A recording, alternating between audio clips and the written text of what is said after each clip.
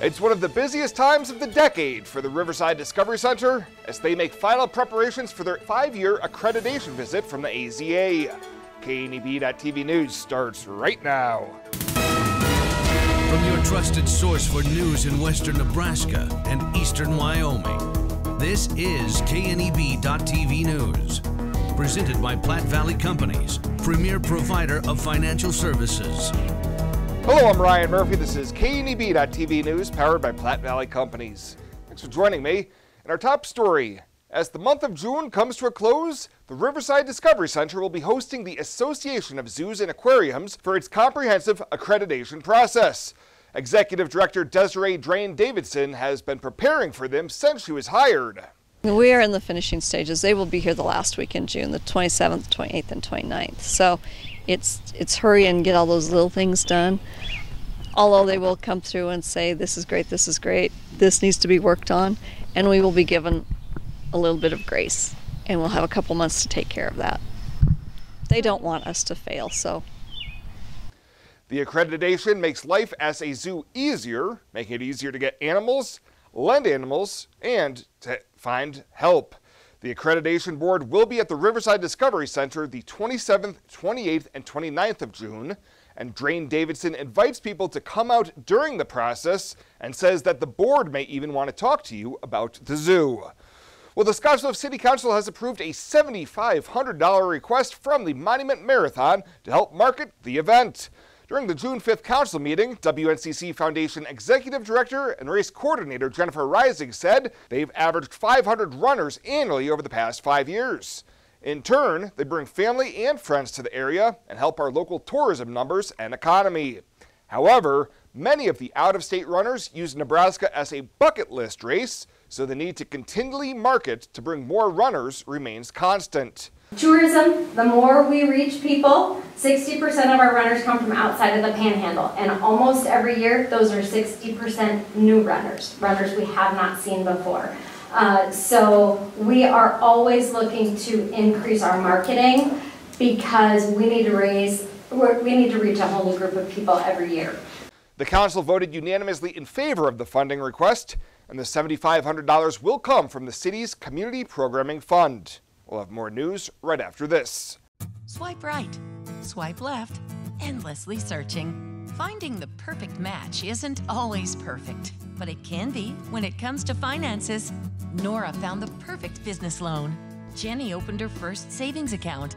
Grammy loves her checking account. We found a match for Wilson Farms.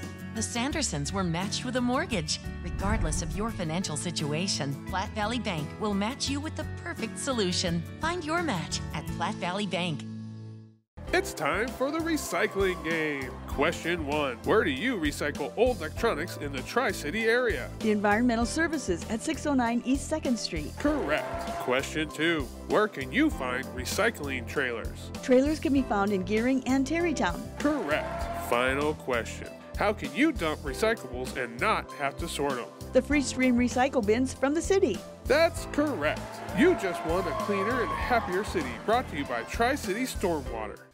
Welcome back. A 61-year-old Alliance man has been arraigned on 6 felony drug charges in Box Butte County District Court. Last week, Frankie Baresh pleaded not guilty to 5 counts of distribution of methamphetamine and 1 count of possession of meth, 10 to 27 grams. Court documents show that Baresh sold meth to a CI working for the Wing Drug Task Force a total of 5 times between August of 2022 and April of 2023. When authorities served a search warrant on his residence on April 24th, investigators found 4 baggies with suspected methamphetamine totaling 16 grams. A July 26th hearing before District Judge Travis O'Gorman is listed as Baresh's next court appearance. Well, a $250,000 bond has been set for a Chadron man accused of instigating a brutal attack.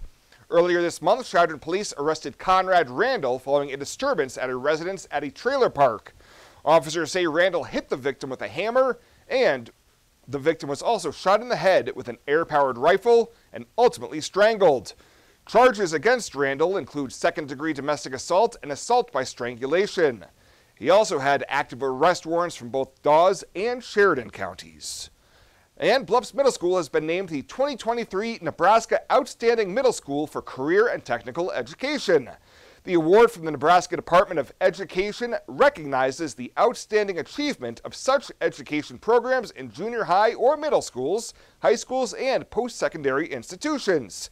Criteria for the award includes those that demonstrate innovative instruction based on a state model program of study, student achievement in both career and academic arenas, and alignment to Nebraska's workforce needs and economic priorities. BMS Principal Jana Mason says they're pleased to be honored and appreciates all of the community partners who continue to provide high-quality career exploration for the students, as well as staff who encourages all students to learn and grow through these opportunities.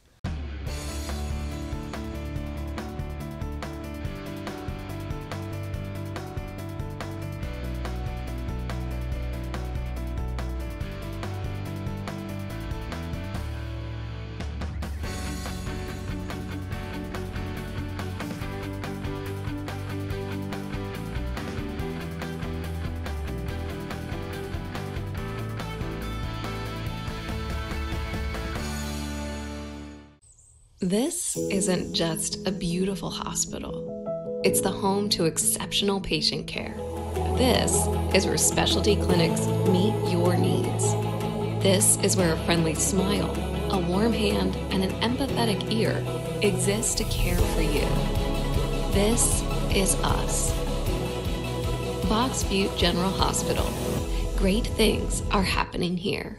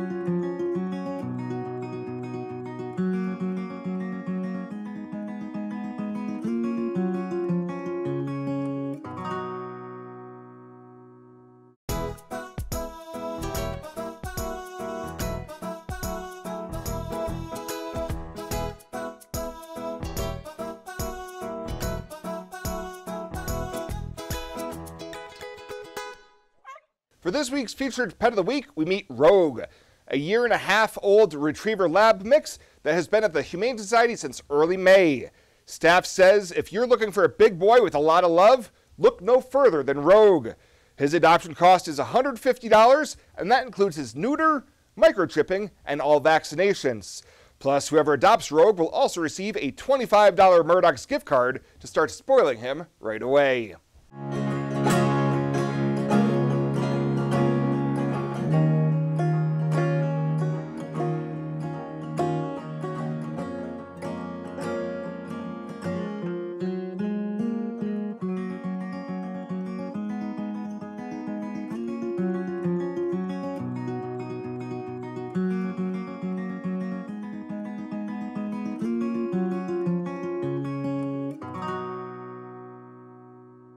Welcome to Kelly's Liquor, your liquor cabinet. Whether you're a wine enthusiast, a whiskey sommelier, a tequila connoisseur, or you just love your beer, Kelly's has the best selection of what you're looking for. Family owned and operated since 1946 and right on 27th Street in Scottsbluff.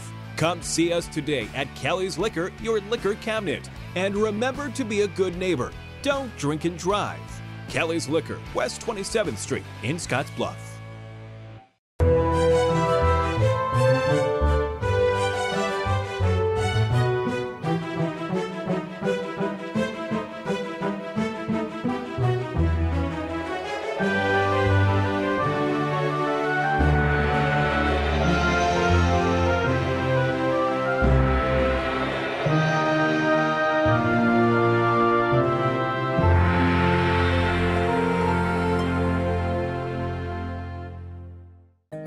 look at your midweek community calendar, brought to you by Riverstone Bank.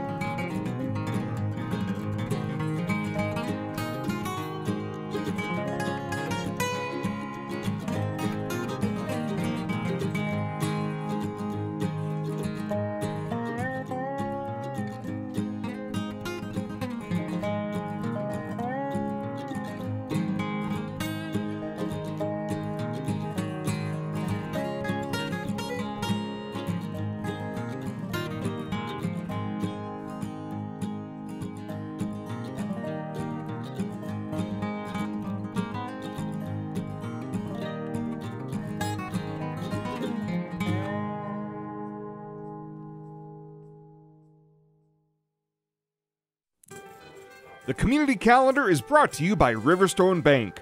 We're local and we love our community.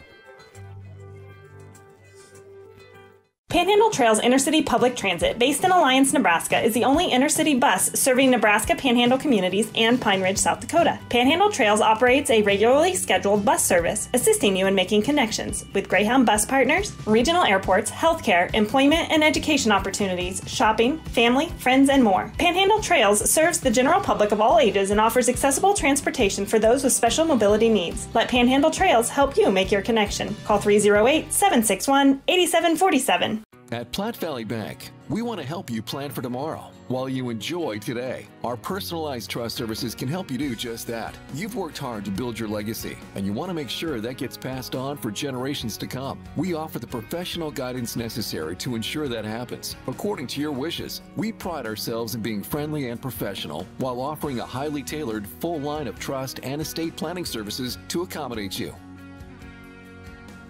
You belong here.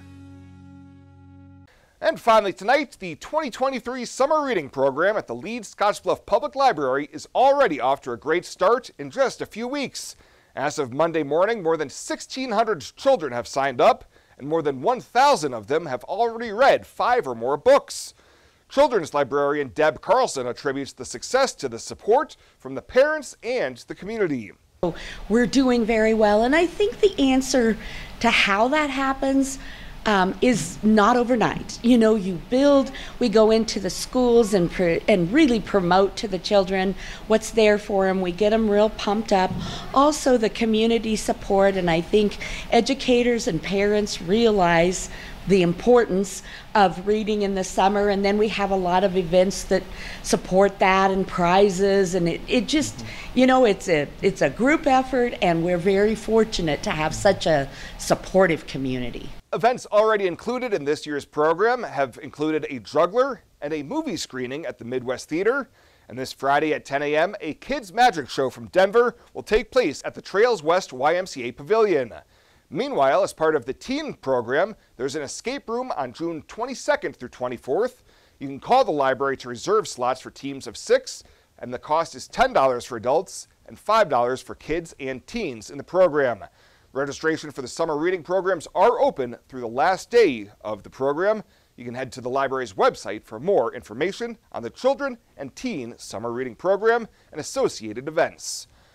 Well, that does it for us this time. Thank you so much for tuning in. Stay safe out there, and we'll see you here next time.